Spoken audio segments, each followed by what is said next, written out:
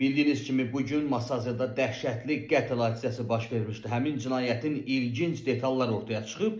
İndi həmin xəbəri diqqətinizə çatdıracağım. Bu xəbərin daha çox insana çatması üçün videonu bəyənib paylaşmağı, pəncərənin sağ küncündə gördüyünüz üstəgəl düyməsinə toxunmağı yaddan çıxarmayın. Masazırdakı qətlə bağlı təfərrüatlar məlum olub. Müsavat Oxu-Aza istinadən xəbər verir ki, hadisə zamanı qətli törədən şəxs Nuranə İskəndərlinin boğazını kəsib, daha sonra isə o hadisəni görən Pərişan Süleymanovaya da 15 bıçaq zərbəsi vurub. Cinayəti törətməkdə şübhəli bilinən şəxs xanımlardan birinin sevgilisi olub. Belə ki, 1990-cı il təvəllüdlü Nuranə Rüstəm qızı İskəndərli bir müddət əvvəl qətlə yetirildiyi evə köçürmüş. O, bir nəfər kişi ilə qeyri-rəsmi ər-arvad kimi həmin evdə yaşayırmış. Dünən axşam saatlarında onlar arasında dava olub. Bugün səhər saatlarında qadınla sevgilisi arasında yenidən dava düşüb və qadın Xırdalan şəhərində yaşayan xalası qızı 1987-ci il təvəllüdlü Pərişan Əlövsət qızı Süleymanovaya zəng eləyib.